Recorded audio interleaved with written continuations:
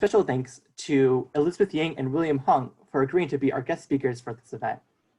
Now, before we begin, a quick note, just so we get everything clear for the event, make sure to have your camera on so we can see your great faces, and also be sure to unmute yourself so we don't have any interference throughout the call. If you have any comments that you want to add throughout the meeting, feel free to add that to the in the chat, and we'll make sure to get those out.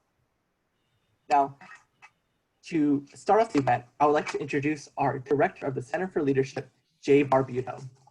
Now, Dr. Barbuto founded the Center for Leadership in 2011 as a startup venture at Cal State Fullerton, and he has worked tirelessly to develop the center and its programs to where it is today. His Connect, Develop, and Serve mantra has captured the purpose and inspiration that all those that have spoken to Dr. Jay feel, as his inspiration and dedication to students is highly contagious. Now let's give a warm welcome to Dr. Jay Barbuto. All right, thank you, Jericho. I really appreciate that. I want to welcome all of you to our first Meet the Executives event of the semester. This is so exciting, and it's so great to see so many people here on the call to really invest in yourself and give yourself that leg up, both here now this semester and also thinking in the big picture of your whole career trajectory. Today's an important day because for many of you, this is your first Leadership Scholar event. If it is your first Leadership Scholar event, give a thumbs up on your screen. Thumbs up if it's your first ever Leadership Scholar event. Let's have a round of applause for all of those folks that are attending for the first time. This is really a great decision that you've made to really become part of the Leadership Scholars Program. At the center, what we do is we connect, develop, and serve. Everything we do connects, develops, and serves. And this program is all about those things. We help you as students connect with executives. We help you as students connect with faculty and connect with industry. We also help you as students develop. We help you develop your leadership abilities by being able to learn and be mentored by executives, but also through training and professional development kinds of experiences that we create for you throughout your time here in the Leadership Scholars Program. And we serve, we give back, we make a difference, we make an impact on the community, and you're a part of that. And what's great about the Leadership Scholars Program is that we pull all these things together for you so that your engagement becomes that much easier to be involved, so that you can create those connections, invest and develop yourself as a leader, and find ways to give back and serve and start now fulfilling purpose beyond just what's good for you. I'd love to, I could talk forever, but what I want to do is the sooner I stop talking, the sooner we get to hear from our featured speakers today. I'm so excited about our featured speakers, but let me first just introduce our team, our staff. So we have Rosie Burkett, who is our program and event specialist. And hello, Rosie. And Rosie's been with us for over 2 years. She oversees the entire Leadership Scholars Program. She oversees every event that the center is involved in. Rosie's a superstar. Danya Bari, where's Danya? Danya Bari is our community and our business and community specialist. Everything the center does with industry, Danya is involved, whether it's us doing consulting for companies, whether it's us doing the TV show, whether it's a lot of our board meetings and board development kinds of efforts. She's involved to help industry and help the center stay connected and make sure that those things really happen flawlessly. And she is a superstar. She's been with us almost for a year. So we have an incredible team at the center. We have incredible students, and we have incredible executives, and you're going to get to meet 2 of them right now. Jericho, I'm going to put this back to you so that you can take us to the finish line and actually to the starting line. I am so excited for everyone that's here, and I can't wait. I can't wait. And if you've never heard William Hung, and if you've never heard Elizabeth Yang, oh my gosh, you are in for such a treat. Back to you, Jericho. Thank you for that amazing introduction, Jay. Also, I wanted to mention that if you are interested in joining one of our 5 leadership boards, then you're in the right place, because this event will count as one of the 3 necessary events that you will have to attend in order to join our boards. Once you attend 3 events, you'll be contacted by our HR board, where you'll be able to choose which board you would like to be part of. So make sure to keep an eye out for that. Also, before our event, I would like to make a couple announcements on our upcoming events. The first one is a training workshop on how to become a better networker with Terry Goldfarb, who is a networking coach that works with companies across the US, giving them her tips and tricks of how to become a better networker. In this training workshop, she'll teach us everything we need to know about networking in the virtual space, and we're definitely going to learn a lot. After this event, we're also going to have a follow-up seminar with Terry where we can dive deeper into the different concepts and ideas that she talked about at our last event. From this event, we'll be able to fully understand how we can network the best way possible. And finally, for the upcoming community outreach event, I would like to pass it on to Jehu from the Community Outreach Board to give us an explanation of what's going on. Hi, everyone. My name is Jehu. I'm part of the Community Outreach Board. And this event that we have is really just a way for students to get more engaged in helping the community. And what it is they'll be having the opportunity to deliver some food to local houses in the neighborhood of Fountain Valley. So hopefully we send hopefully a way for you all to come join us at this next event, and yeah, help come out to moving forward. Thank you. And then back to Jericho. Thank you, Jehu, for that explanation. We'll now go ahead and start with the event. And we will now have Daisy Lee, the co-VP of the Human Resources Board, introduce our first executive speaker, William Hung.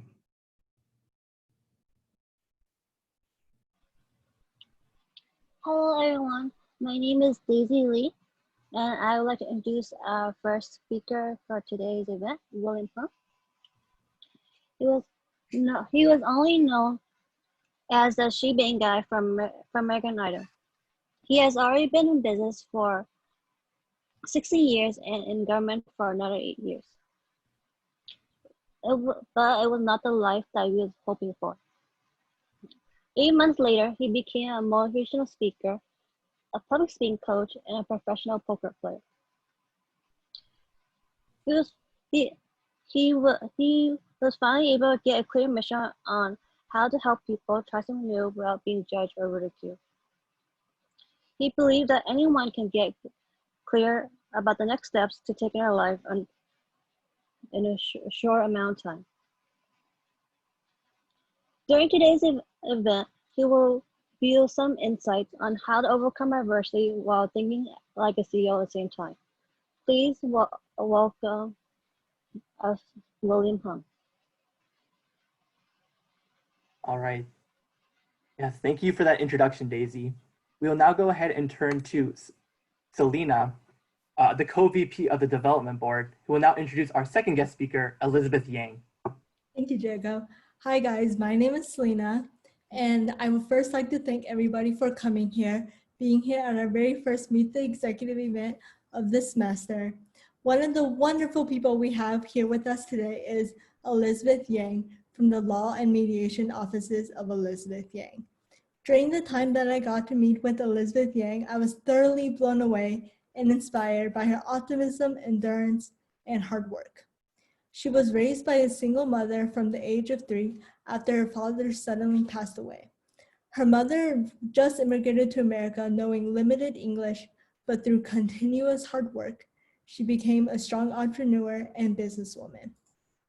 Mrs. Yang's mother was a significant influence on her growth in becoming the determined, diligent, and innovative woman she is today. She went to UC Berkeley for electrical engineering and computer science and graduated in just 2.5 years. Wait, she's the founder and attorney of the law and mediation firms of Elizabeth Yang, right? Now, how did this happen? Well, she believes that everybody will be in court at some point in their life and was purely just interested in law, so she went to the part-time evening program at the University of Laverne for law school. She enrolled in the part-time evening program to maintain her work schedule at Raytheon. However, her career path completely changed when she got an interview at a law firm through her network, and actually one of the reasons that she got the interview was her background in electrical engineering in computer science. Now Mrs. Yang has her own successful law firm that covers multiple areas, including family law. Now, family law got added after Mrs. Yang had personal experience with a lengthy divorce. Following this, she released a book called The Big Secret. Now, spoiler alert, the big secret is that an individual's challenges are actually their best blessings, even though it might not seem that way at the moment. I am so excited to hear more from Mrs. Yang and for everybody to be truly inspired like I am. Please help me give a warm welcome to Elizabeth Yang. Great introduction, Selena. With that, we will go ahead and transition into the Q&A portion of the event. If you have any questions, go ahead and go onto the participants portion of the Zoom and raise your hand. I will then go ahead and call in your name, where you can state your name, major, and graduation year, just to kind of introduce yourself, and then go ahead and answer your question or ask your question. But to start off the event, our first question will be, what is your superpower? We can start off with William Hung.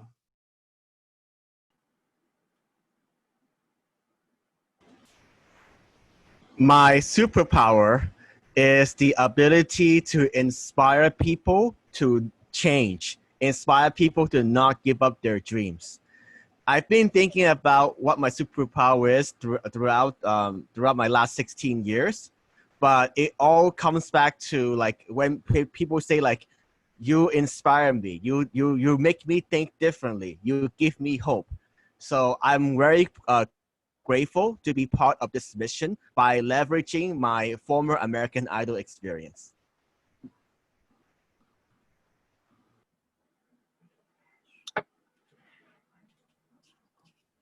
So to answer that question, I guess my superpower is adaptability. So at a young age, you know, I've moved around a lot. I went to 5 different grade schools and middle schools. Yeah, we moved to many cities growing up, so it was like very unstable. And through those challenges, I was able to learn how to be strong and persevere. And I think, you know, I'm able to adapt pretty easily to a lot of different situations.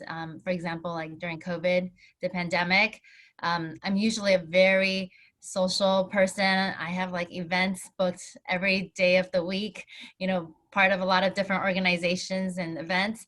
And all of a sudden I'm like locked down at home with no events to go to. But my adaptability allows me to be okay with that. And, you know, I think a lot of people have successfully adapted during this pandemic and found hobbies like cooking and gardening, you know, crocheting, you know, lots of different things to adapt to the changes we've encountered this year. And growing up, because of all the different schools that I went to, I never had a stable group of friends. You know, every time I moved to a new school, I would have to meet new people, learn about who the cool people are in school, make new friends. And that allows me to this day, to be able to meet strangers and make new friends with them very easily. And I believe I wouldn't have developed that talent if it wasn't for the challenges that I went through at a young age. So my superpower is adaptability. Thank you. All right, thank you for sharing your superpower. Our next question is, how did you envision your life to go at our age? And how does it align with how it is now? We can go ahead and start with Elizabeth Yang for this question. Sure.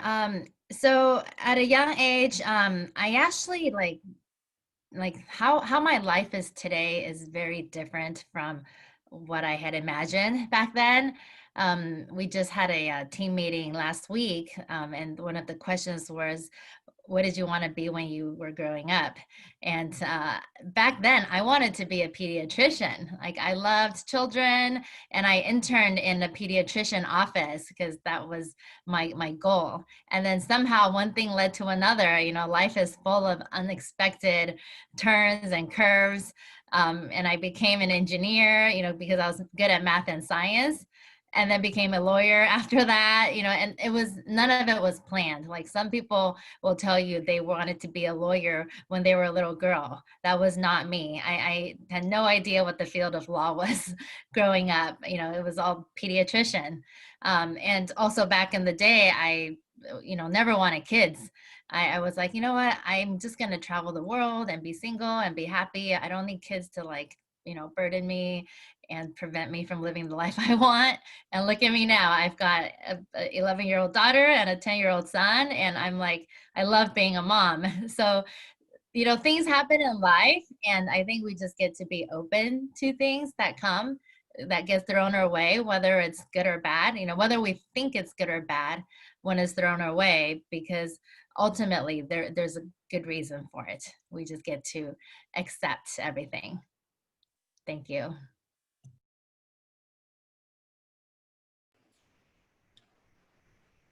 For me, in terms of like how I see my life and where my life is now, there's no way I would have predicted to become as an entrepreneur, a jack of all trades. Who knew when I started off studying as a civil engineering student at UC Berkeley? I love math and science since I was a child. I was great at it. I got straight A's in school. And that's the path I pursued because I thought I enjoyed it. But when I went to college and took those classes, I wasn't enjoying it as much as I thought I would. So one day I decided to perform at a school talent show just to try something new, Ricky Martin's She Bangs. And little did I know I would win the talent show. And then that's what gave me the confidence to audition for American Idol. And then my American Idol audition was the failure was viewed over 5 million times on YouTube. And of course, the standout phrase was when Simon said, thank you. You can't sing, you can't dance. So what do you want me to say? So, and I said, I already gave my best. I have no regrets at all. And I just thought I would go back to be a normal guy, normal student. I didn't expect to suddenly get all these opportunities to show up on TV, getting record contracts. There's no way anybody could have predicted that. But, you know, sometimes I agree with Elizabeth that everything in life happens for a reason. Maybe I'm meant to take on a different path. So that's why I make the most out of the opportunity. And now my mission is to help people try something new without being judged or ridiculed. I would say that my vision is to create a platform where people can try out different careers, different businesses. And it's not a simple vision. It's not easy. It could take 3 years, 5 years, 10 years. But ultimately, I want people to be able to explore different possibilities without spending as much time as money as I did. Thank you. That was extremely inspiring. Our next question is, what are the adversities that help define who you are today? We can start with William Hung. Ooh, I would say some of the major obstacles that I went through was right after I got famous from American Idol audition, because there were critics that said like, William Hung is the worst singer ever. William Hung portrays the biggest Asian stereotypes. Go back to school. I heard all of it. I mean, yes, I had many fans, but I also had many critics. So the way I deal with the negative criticism is that I decided that, you know, I had a choice. I could either live my life with courage or hide myself in fear and hope that people will forget about me. But hiding in fear is no way to live. You know, that's not a good way to live. So I chose to take the high road. In some ways, I never thought I would be an entertainer. You know, it's never my intention to, you know, script some really clever response and get famous from my American Idol audition. That's not who I am. That's not what I do. It's more like, you know, life just happens, and then I make the most of it. And then I would say that I find the best way to help others. In terms of like dealing with criticism, no matter what direction you go, you'll always get negative criticism because you cannot please everybody. So the way for me to handle the criticism over the years in a more effective way is to take in the constructive criticism, because at the same time, I need to acknowledge all my friends and mentors and my parents who supported me throughout these years. Otherwise, I wouldn't be where I am right now. So take in the constructive criticism and then leave the rest on the side. So for me, I always welcome breakdowns and challenges in life because I've come to learn, like, imagine if life was just always perfect. Everything went, your way exactly as planned, and there were never any breakdowns. How would we get any constructive feedback to know how we need to improve or how we need to grow? Right? We wouldn't. We would just be living every day like a flat line. Like it would just be, there's no ups and downs. And life is about having upside and downs. That's what makes it interesting and entertaining and fun, right? Without a mountain to climb, there wouldn't be that hike up. If everything was just flat, then you're just always on a plateau. So for me, like two of the most challenging things that I've had to go through in life has shaped me into who I am. And Selena, mentioned about it during her, great introduction. Thank you for that, Selena. So one of the things was I lost one of my parents at a very young age. My dad passed away suddenly when I was 3, and my mom had never worked a day in her life before that. So all of a sudden she was thrown into a situation where she needed to learn how to make money and raise 2 kids, myself and my younger brother, who was only 1, like at that time, like 2 toddlers, and make money, so it turned her into this like really powerful and strong woman. And I see her as my role model. And I think that's how I became who I am today. If it wasn't for my dad passing away, I don't think I would be the person I am today, definitely not. So a lot of times when we go through hardships, when people pass away in our lives, when we lose a loved one, or any challenges in life, there's always a good thing that comes about it. It's always happening for a reason. And even though there's pain, there's suffering, there's grief, but we get to, overcome that and become a stronger person and see what good something like that would create in our lives. When I went through my divorce, that was the second thing that was really tough for me. I experienced betrayal from the father of my 2 children, and, a lot of pain, a lot of grief. And we went through a 4-year-long divorce. That's a very long time to be fighting in courts, because there was a lot of anger. But then I went through a transformation training, and that taught me how to take responsibility and see things from a different perspective, because there's always a different perspective to see a different situation. And through that, I decided I don't want to fight anymore. I want to become friends, to co-parent, because we're going to have, 2 kids for the rest of our lives to raise, and maybe even grandkids in the future, and a lot of weddings and graduations to attend. So we became friends. And then from that developed my family law practice, which is, booming, unfortunately, during this pandemic, because everyone else is getting divorced now, after all the quarantines.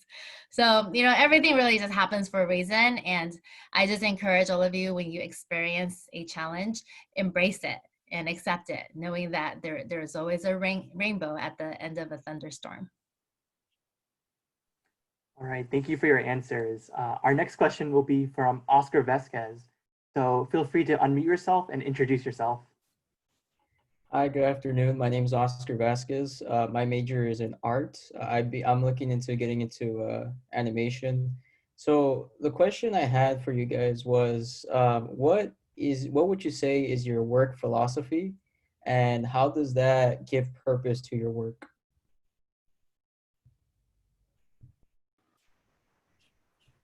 So I guess I can go first. So my work philosophy is you gotta work in something that you're passionate about, that you really enjoy.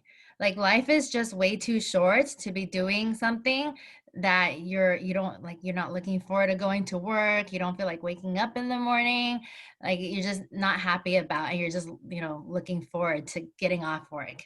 You know, like I love what I do for a living. Like I don't even see my job as a job. I love working with my team members, each and every one of them. You know, I enjoy helping my clients, you know, give them my knowledge to get them through a tough situation that I've personally been through. And like I'll take client calls on weekends, during evenings, you know, when I'm on vacation, because you know I just enjoy it. I don't see it as work. And sometimes like I love traveling, so I'll be traveling like outside of town, and then I'll miss work. I'll miss like my job, you know. So it actually doesn't matter if I'm like at home or in the office or traveling. I'm always, it's like it's all intermixed together. You know, I don't separate it because I'm passionate about it and I love, you know, the job that I'm doing. So find something you really love, and then it won't be called work anymore. I agree with Elizabeth for finding joy and purpose in your work. One way that you can help that helps me do that, like I mentioned from my answer before, is about finding your spiritual mission. Like what gets you excited to wake up every day. And then the way as an entrepreneur, the way I decide like what activities to focus on is I decide whether an activity will align with my future mission as in some way or form. Like for example, when I do like personal shout outs or do live streams on a new platform called Live It, you know, does this drive forward my overall mission to inspire more people to keep chasing their dreams? That's really the question I ask myself. Another thing that I learned from experience is that it's not about working as hard as possible, because that's how you burn out. Like it's better to have to come up with that inspired energy, and like Elizabeth's suggestions were very good. Like when you know what you want in your life and what you want to achieve, that's how you have that inspired energy to, you know, put in 3 to 4 hours of focused work and then get amazing results. And then the rest of the time you can use it to invest in yourself, whether it's relationships, whether to learn something new, think some more, you know, play some games with find that it's all about this balance. It's all about creating the sustainable life that you want. Great question, Oscar. Our next question will be from Jehu, so feel free to unmute yourself now. Hi there, I'm Jehu. Thank you for introducing me, Jericho. I am majoring in accounting and finance, and my graduation year is going to be in 2021, December. The question I had for both the speakers is just, how is it that, like, what advice do you have for students that are kind of like trying to stay committed to themselves, and how can we like stay committed to ourselves while dealing or like living with grief in a way? Okay, I'll take on this one first, because I actually went through a depression period, not too long ago, where I'm based in Los Angeles, you know, and when I saw the riots, that's not too far away from where I live, I thought the world is coming to an end. You know, there were a couple of days where I just like my brain was shut down. I don't want to continue with my life. It's like, what's the point of trying so hard? So the way I deal with that is like I talk to my friends, I talk to my mentors, I talk to people I trust, and then they told me, you know, you need to see the world that as an evolving world. Yes, there's all these crazy negative things that's happening around us, including the wildfires, for example. But this will pass. Like now today, you know, at the fire finally subsided, you know, the air quality is normal again. We can take a walk outside. And I'm sharing this example. It's the same thing in your life. You know, when I finally earned my master's in business, it was one of the hardest accomplishments for me. I had to write the 60, 70-page thesis paper to get there, and I had to research on a company, for a poker company that I never thought I would ever do in my life. Like you know, so it's whatever the hard obstacle is that's preventing you from getting there. Like it's almost like that mental resilience. There's a way to get there. You need to have that internal belief, because if you don't have that internal belief for getting there, that it's hard to get there. Because I say that like from my experience, like what you believe is reality, because there's always two sides to it. Like one side is like, it's like, okay, this is too hard, this is mission impossible. On the other side, it's like, oh, this is possible. I can do this. I can find a way to do this. Yeah, I absolutely agree with what William said. And I would like to add on that and encourage you guys to write your commitments down. Have any of you ever watched the Secret? There's a video called The Secret on YouTube. Raise your hand if you've watched it before. Oh, okay, yeah, several of you have. Great. I see several hands, but some were shaking their heads. So if you haven't, go on YouTube and watch The Secret. It's got a lot of great speakers, really powerful people on there. I watched it like 10 years ago and it's really changed my life. But the big thing is write your commitments down. Okay, so write your commitments down and then write 3 whys, why you are committed to this commitment. Okay, good. The whys are really important. Like if you want to graduate from school, why do you want to graduate? Is it because your mom told you to, or someone told you to, or is it because you really want to do it? Because the reason's got to come from internally. Okay, so write it and then put that piece of paper somewhere where you can see it every day. So I update my commitments on my paper every 3 to 6 months, and it's hanging on the back of my bedroom door. So you can hang it, on somewhere in your bedroom, on a wall, on your bathroom mirror, next to your monitor, somewhere where you can just see it. Like you don't even have to read it every day, but just by it being visible, it will automatically manifest itself. But you got to make that first move first, which is to know what your commitment is, write it down with your whys, and put it somewhere within your space. All right, great advice.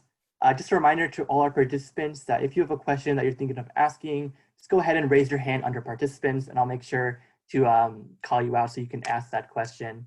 But for now, I wanted to ask, what was the biggest risk that you took? And we can go ahead and start with Elizabeth Yang. I would say I've taken lots of risks and still take risks every day. But one of the biggest risks I took was to start my own company. So when I had my, when I became an engineer and then became an attorney, I was always working for a company, and it's very stable, like the law firms I worked for, it paid really well. But I wanted to create something for myself. And it was really scary because when I first came out, I had no clients and I had to give up my stable income, for maybe no income if I didn't get any clients to come in. So it was a huge risk, and it's a risk that every entrepreneur's got to take.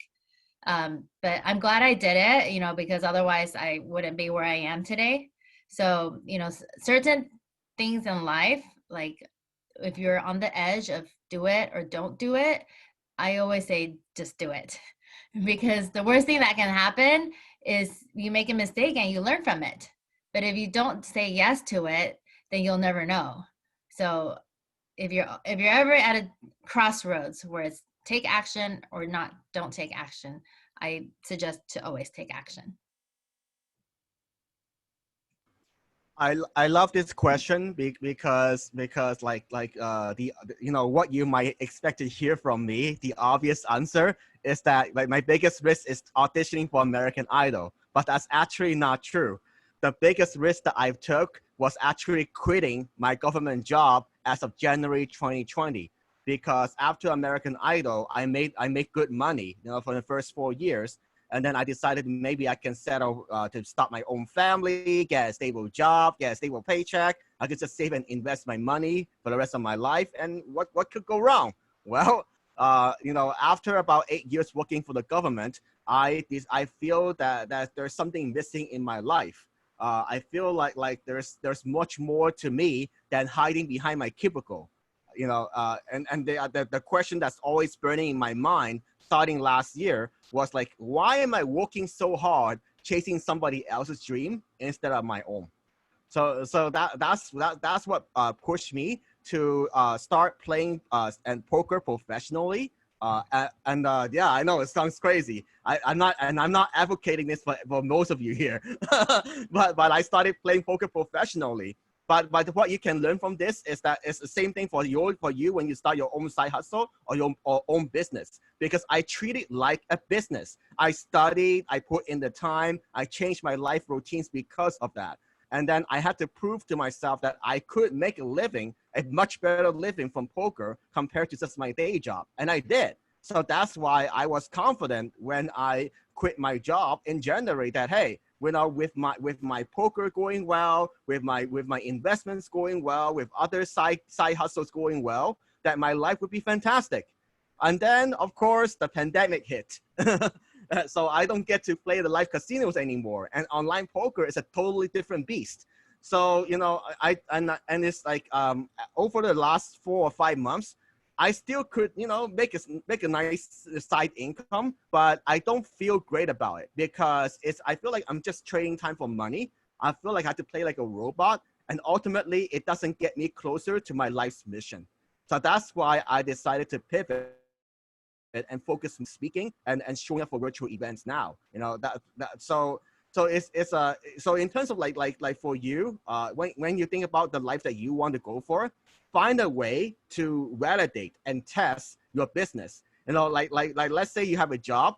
The last thing I would tell people now is to quit their jobs without testing their side hustles. It would be smarter to test your side hustle for 3 to 6 months. Make sure you like it. Make sure you're getting the income that you need, and then you take it to the next level. Okay, perfect. And now, what important habit do you have now that you wish you had adapted earlier? Let's go ahead and start with William Hung. Ooh, the biggest habit change for me is I take my morning routine very seriously.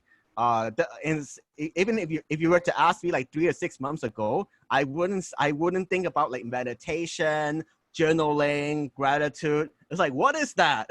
It's like concept from Mars, from the alien world. but now, because of the pandemic, that is something very I need to take very seriously, because I realized how much the mental health, the happiness affects your productivity, affects the result that you produce for yourself and other people. Yeah, for me, I just write things down, same as what I encouraged you guys to do earlier. Like I have my planner here, everything like in my day, any to-do list, any meeting, anything I got to remember, I write it down, because in today's day and age, our thoughts are so fleeting. Like you go on social media and you're just like, every post takes 1 second to process, and then it's over, and then it's over, and we're moving on to the next thing. So if you don't write down the important things that you want to do, it's just going to be another thought that comes and then goes, comes and then goes. That's why it's so important to write things down. So I have my planner where I write everything I got to do down, and then I check it off as I complete it. And then William was talking about, gratitude. So I also have a gratitude journal where I write in every morning. And in the morning, it'll have like 3 things that I am grateful for. A few lines to talk about, this is how I'll make today great. And then a positive affirmation, like I am a connected, patient, awesome leader, something like that. And then at the end of the day, you write down what is your good deed for the day, how you will improve, and great things I experienced today. And just taking like 2 minutes every morning, 2 minutes at night to write things down in your gratitude journal, it just changes like your entire day. They say like one positive thought in the day, in the beginning of a day, affects your entire day. So that's a great habit that I encourage all of you guys to have, is write things down. Yeah, that sounds great. And for our next question, Amira Diaz had a question. So go ahead and unmute yourself now. Thank you so much for coming. I think you talked about a little bit, but just to elaborate, based on the work that's happening right now, of course, with situations, COVID and so forth, I was wondering, has it made it harder for you to communicate both age group, a little older and younger generation, just because they may have a different perspective of how to communicate digitally? And if so, how has that changed? I guess I can start. So, you know, in my team, for example, we have team members of all different ages, you know, starting like in their early 20s, maybe even younger. Yeah, all the way to like in their 70s. And so I do see that the older folks had some challenges with technology, you know, like jumping on Zoom or, you know, just working remotely. But just hold them in like, you know, a high space and see that they are capable of doing it, because I have seen that they are able to learn. And everybody, no matter what age, is learning how to use a computer and be on Zoom and, you know, check email, like everything. Like my mom, you know, she avoided email for the longest time, and now she's like forwarding me like endless stuff every day. So I can't even get her to stop, and she's like always on YouTube. So just have faith and know that no matter how old anybody is, they can always learn. Maribel, I would say like in terms of like talking to different people across different generations, it comes back to like knowing what they need and what they're looking for, the bigger mission, whether they are at one of your employees, whether they are part of your team, even as an independent contractor. You know, they are human beings after all. So that's something to keep in mind. The other thing that I found very helpful because of what you mentioned about the pandemic is how to be graceful, how to be like empathetic and understanding. Like for example, like when someone is late, updating my website, like before, maybe like, what's going on? I pay you all this money. You know, why are you not doing this? Why are you late? But now I'm coming from a place of more understanding because of the world situation. It's like, okay, we agreed to get this website done by the end of September. What happened? I haven't heard from you the last few days. You know, come from a place of understanding and see what's going on instead of quick to blame somebody. All right, perfect. Thank you for the question, Maribel. Our next question will be from Mark Wax, so feel free to unmute yourself. Hello, my name is Mark Wax. I am a sophomore currently in getting a degree in business administration, human resources management. So those questions were really great about finding, you know, your employees or your coworkers' motivations. I think that's extremely important. My question is, are you both like, would you say that you're more like naturally motivated in a lot of different ways? Or are you more motivated for the things, for like specific things that you have more intrinsic motivation for? I guess that would be my question. Okay, I'll start with this one. For me, like the intrinsic motivation, I consider myself to be one of the laziest entrepreneurs because I'm not someone that's naturally motivated. If I have a different choice, maybe I just sleep all day and play video games all day. So for me, finding my motivation is always been a struggle. But the way that I get over that struggle is I tell myself that, hey, you know, I'm investing for my future. Like when I work hard for the next 5 to 10 years, I would create a much better life for my parents, because for my parents, they are in the retirement age. So, you know, I really need to work hard now to keep growing my business. So that's how I stayed motivated. The other thing that helps me stay motivated is to talk to people that have similar mission. Like someone that's spreading inspiration to population with disability. You know, I recently connected with a new live streamer that that she motivates me too. It's like, hey, we are both showing up every single day consistently the right way to our audiences. So, you know, that's how you can find that motivation. But to answer your question, I would say that I'm not the most intrinsically motivated person, but somehow I remind myself, hey, this is the mission, this is life I want to create, therefore I need to put in that hard work.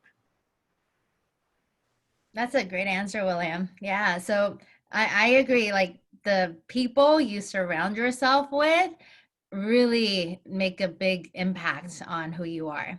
They say like you are the average of the 5. Yeah, Jay's got the number 5 up. You're the average of the 5 people you spent the most time with. So you got to be really careful about who you choose as friends or people who surround you, because I'll bet you, like, even if you pick the most motivated person in the world and you make him spend a year with 5 super lazy people who sit around and do nothing, watch how he's going to change in a year. He's probably not going to be the same motivated person he was at the beginning of the year. So, I think I am motivated today because of my mom, and of how the childhood and the environment we lived in growing up. I think if I had been surrounded by, a different family environment or a different childhood, I wouldn't be the same. I wouldn't have the same personality as I have today. And today, like, I surround myself with amazing team members. I'm always networking, to connect with, amazing motivated individuals like Jay, Razi, and, just join different organizations because you never know who you'll meet. And all of you guys, just by you guys even being here, being part of this group, you're already making the right choices, to surround yourself with good people. So just keep it up and be aware of who you're spending time with. Yeah, thank you. That makes so much sense. And I think a lot of us are struggling because it's a virtual environment, because like on campus, we all kind of naturally gravitated to each other and supported each other.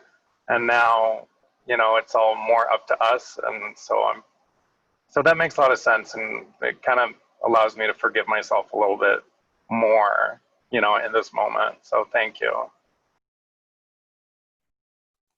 right, perfect. And the next question that we wanted to ask you both was, how do you stay calm and emotionally stable during times of adversity? We can go ahead and start with Elizabeth. So you guys know the word responsibility, right? If you break down that word, what does it break down to, right? It becomes response and ability. So having responsibility is actually determined by your ability to respond to situations. So, we get thrown situations all the time and we can choose how we respond to it. And when I make a response, I ask myself, how is this response serving me? If it's serving me well, then great, I'll keep it up. But for example, if something makes me angry and I'm like super angry and I'm like furious and I'm just like, I can't think, I'm like just like physically, feeling the pang of the anger. I'm like, how is that serving me? I'm sure all of you guys have been angry about things before, like it doesn't. So then if it doesn't, why am I choosing that response? I have the ability to respond the way I choose. So I will shift my response and be like, okay, instead of being angry about the situation, what else can I do? Maybe I can communicate with the person with patience. Maybe I can there's so many different possibilities. So I always ask myself that question. How is my response serving me? And is it? And if it's not, then you get to choose. It's always look, stop, choose, and make the action. But the main thing is understanding that you have the choice of what action to take. You don't have to be angry, or frustrated or upset or whatever it is. You can make a choice and shift. I like Elizabeth's points about choosing how you respond in a difficult situation. For me, I would say that to add on to it, it's also like how to speak your truth. And I would say one of the best things that you can do to shift your mindset is to always be respectful of the other person.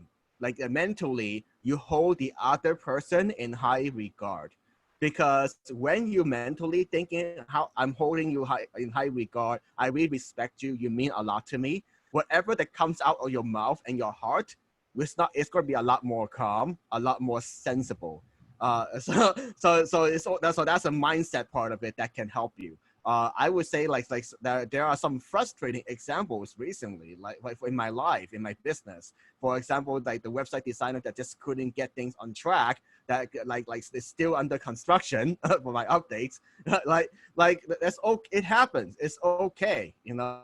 I could leverage Instagram. I can find other ways to put myself out there. It's not the end of the world, you know. So like there's no, and getting angry doesn't really solve the problem at hand either, like Elizabeth mentioned. So the best way to go about it is to do your best with what you've got, you know. And but very important though, what I learned from my life experience is that you still need to share the truth.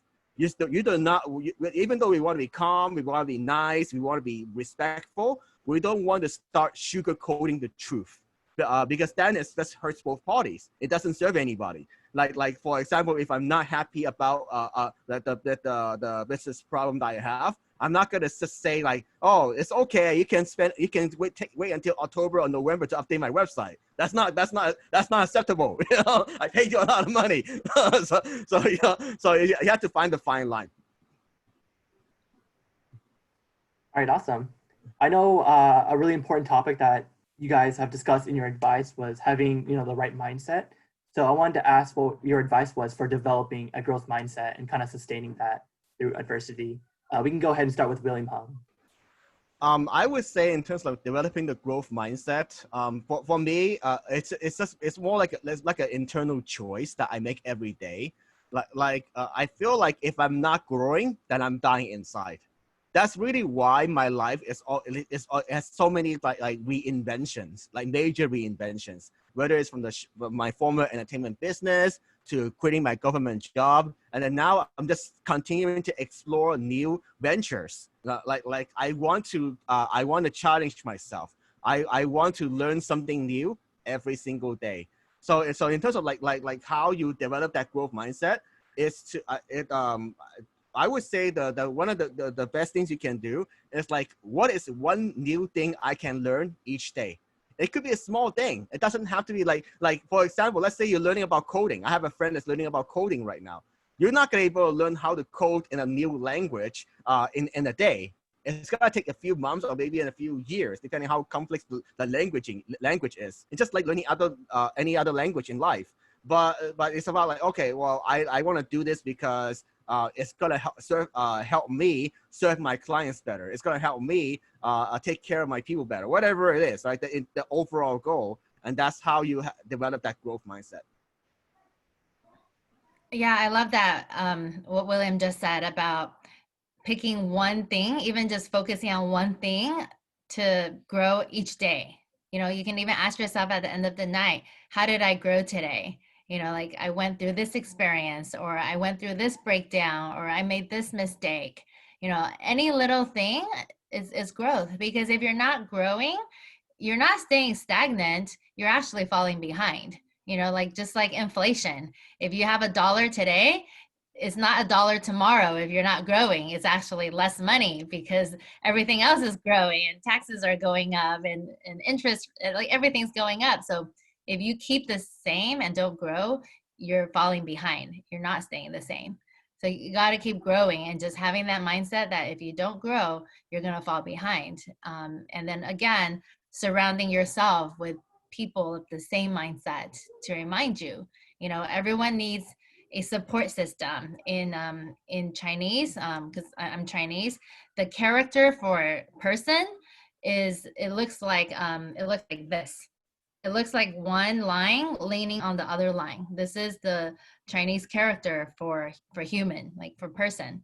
So it just shows that human beings are dependent on one another. We're not put on this earth to be alone, you know, and that's why, like, you know, COVID is really tough for everybody, you know, to be like quarantined and not be able to, you know, see other people, you know, but fortunately we can see each other through the computer screen. You know, imagine if there was no technology, it would be even tougher.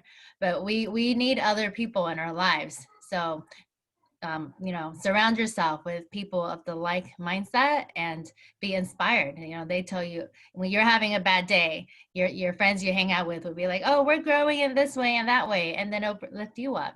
And then when they're having a bad day, you share how you're growing and you lift them up. You know, that's what support groups are for. So people in your lives are very important. All right, awesome. Thank you for the advice. And kind of going off of the idea that, you know, people in your life are really important and those support groups are like critical for helping you develop like yourself. What is your advice for developing relationships with new people? And especially right now, how do you maintain those relationships in the virtual world? We can go ahead and start with Elizabeth. Sure. You know, so I actually think COVID is like great because, you know, now that people can't see each other in person anymore, they're actually like picking up the phone to call each other. They're scheduling Zoom meetings, and in the Zoom meetings, they're actually like looking at each other's faces. Like, I don't see any of you guys like just, you know, on your phones and stuff, you know, because you're already looking at a screen. And so I actually feel like with this new technology, it's bringing people closer. Like I'm able to see everyone's faces, you know, who have their videos on right now. Whereas if I were in a room, you know, you guys might all be facing the same direction and you won't be able to see each other's faces. So there's a lot of advantages that's coming out of this pandemic, you know, that I think will stick around even after things go back to normal. I would say that so since Elizabeth already talked about like maintaining relationships, you also asked about building new relationships, and that's very important. So the way to build new relationships, here's my secret to my business success. Always start off with a compliment and end with a question. So when you compliment somebody's work, you are already standing out in a positive way. That's how I get on the best virtual speaking events and podcast interviews. So I would mention like, oh, I listened to your Chasing Dreams podcast. I love your authentic energy, whatever it is, genuine compliment. And then I ask a question, hey, you know, how can I help you and make your show even better? You know, here's the experience, here's what I can bring to the table. So I'm end with a question, and guess what? I got on. So it's not that hard. You know, you can do this for anything else in your life to start building the new relationships. And then the other thing that's helpful for me, I realized that over the years, it's not a number, because everybody is it's just as important as another person. It's not about 5,000 friends or 10,000 followers on Facebook or Instagram. It's about the quality of the relationships. So now I dedicate more time to maybe like my inner circle, maybe the 100 to 200 top fans, instead of worrying about staying connected with everybody, because I'm only one person. It's impossible. So it's better to dedicate to a few meaningful relationships. All right, perfect. And then I know Elizabeth kind of touched on this in her previous answer, but what are some adaptations that you've made to kind of succeed in the virtual environment that you hope to kind of continue to use to succeed once we kind of get out of this virtual environment and back into the real world? You can start with William Hung. I'm sorry, I missed the question. Can you repeat the question one more time? Oh yeah, of course. I was wondering if there were any adaptations that you've made to succeed in the virtual environment that you hope to continue to use once we get back into our offices and back to school and back in the real world. Yes. So for me, one of the biggest lessons I learned since as a professional speaker is how I need to get to the point a lot faster with my communication. Because I'm used to like doing live speaking events, and in the live speaking events, people they kind of have to listen to you if they attend your event, you know.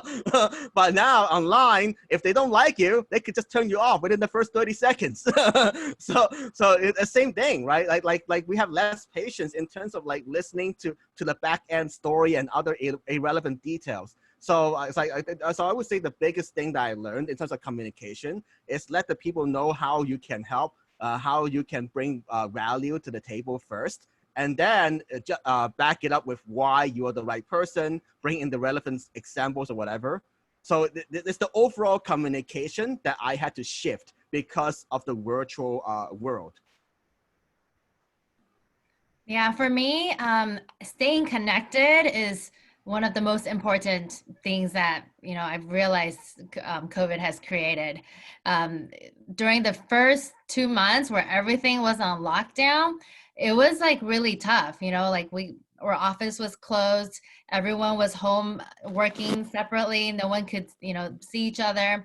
And so we implemented weekly team meetings on Zoom. So even though everyone's in their own houses, we can come on Zoom and still connect on a regular basis and update each other on what's going on.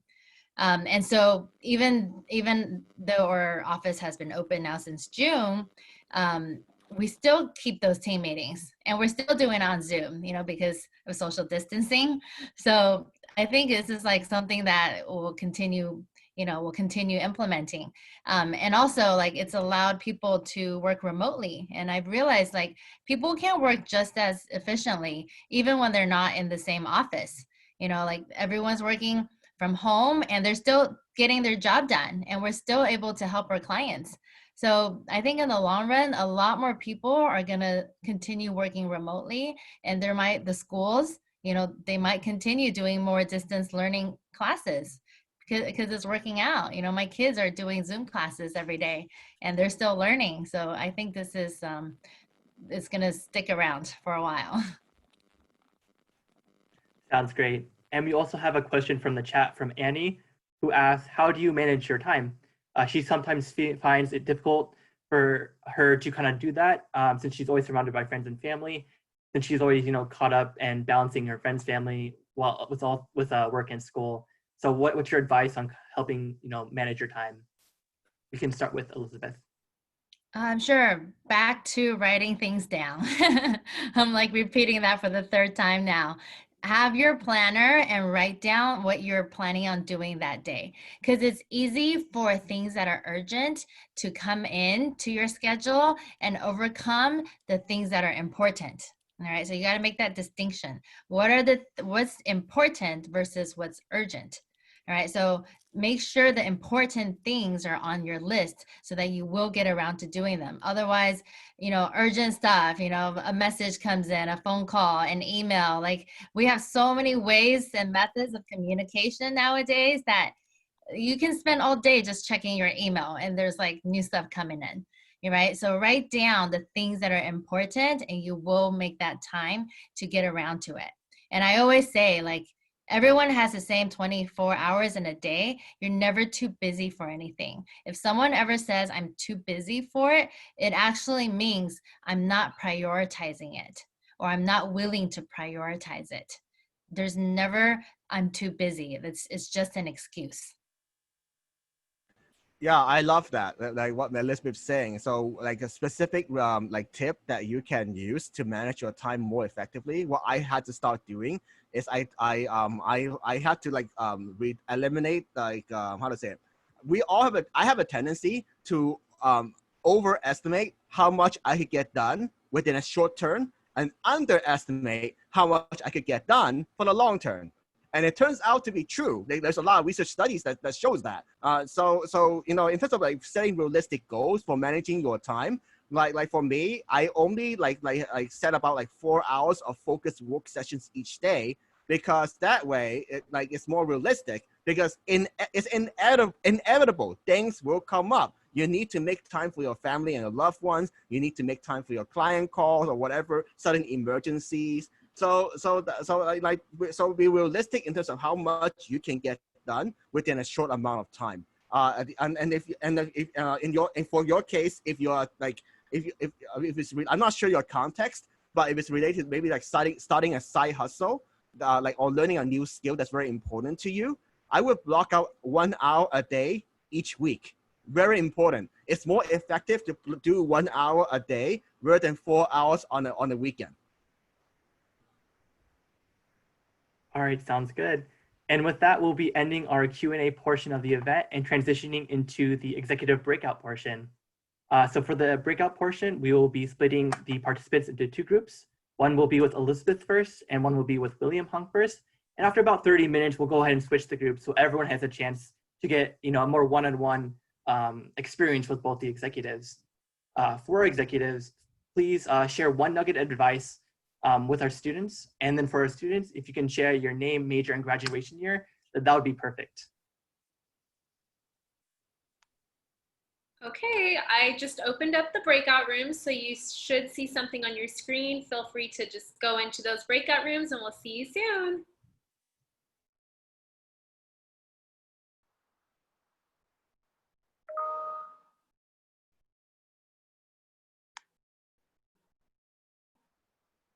Hi, Marisol and, oh, okay, somebody went. Everybody went. Hi, is this Daisy from HR?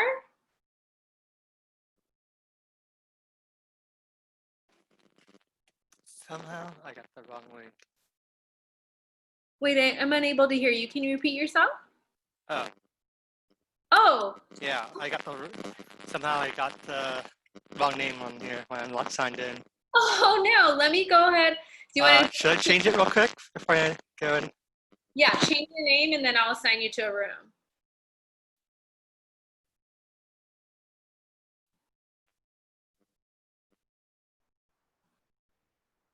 Oh, where did he go? I think he is already assigned to the room. No, he wasn't assigned. Maybe he just logged off really quick. He'll probably be back. I'm not sure. Oh, there he is.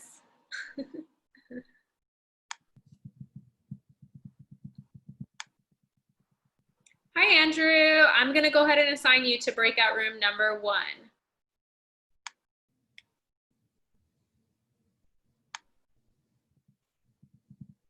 Okay, looks like he was assigned perfectly. All right.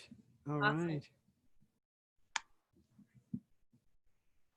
Well, so far so good. I think it's going well. Yeah, Jay, I'm Yeah. going to do something right now. 1 second. Uh-huh. Just bear with me. Sure.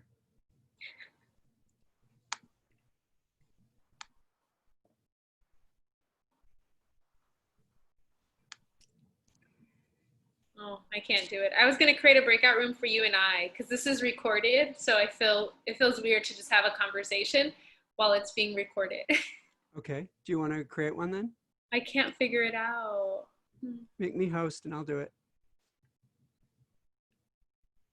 I'm not sure if I can make you host right now. It won't. Let's see. Well, I can talk you through it because I do it all the time. Yeah, do that. So just go to breakout rooms. Yes. And there should be a button that says add a room. Add a room. It doesn't. It just says unassigned breakout room number 1, breakout room number 2, broadcast message, and close all rooms. I think I would have had to make it in the beginning. No, there's still, make me the host. Okay. Hopefully it doesn't mess up their breakout rooms. Let's do J, make host. Okay, you should be host.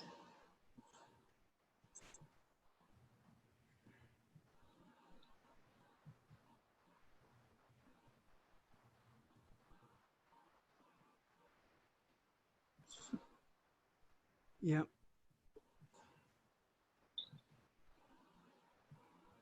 Yeah, I see.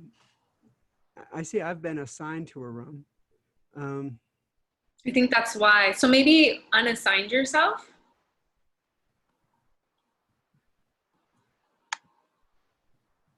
I don't know why. For some reason, I'm not able to add a room. And I do it all the time. All the time I add rooms. I think it's because I assigned you to a room already. It's okay. But I could still be, I mean, moving me out of that room shouldn't be a problem. It's not a big deal, actually. No, it's fine. So we'll just get recorded. Yeah. But, do you mind? Go ahead. Oh, wait. You can pause the recording. I can't on my end. I have to be host again. I lost all.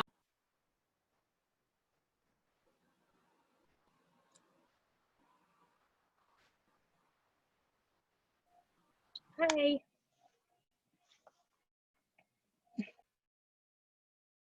Hi, Tiffany. Hello. Nice to see you again.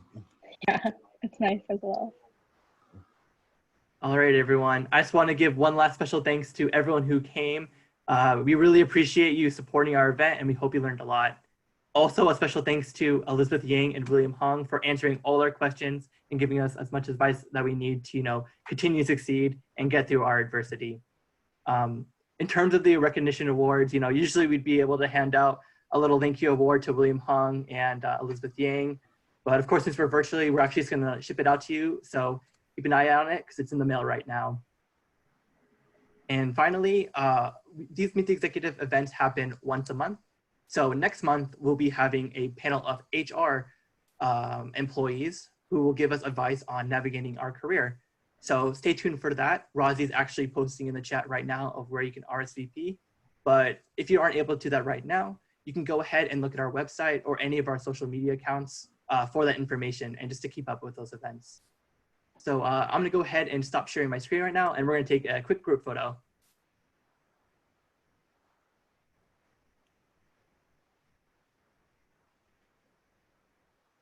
Awesome. So if everybody can have their cameras on, it looks like you do. I'm going to take a screenshot. So smile. Awesome. Thank you guys all so much. I hope you guys continue to stay safe and healthy and have a great weekend. Have a good day, everyone. Bye. Thank you, everyone. Bye-bye. Bye. Thank you. Elizabeth, let's connect.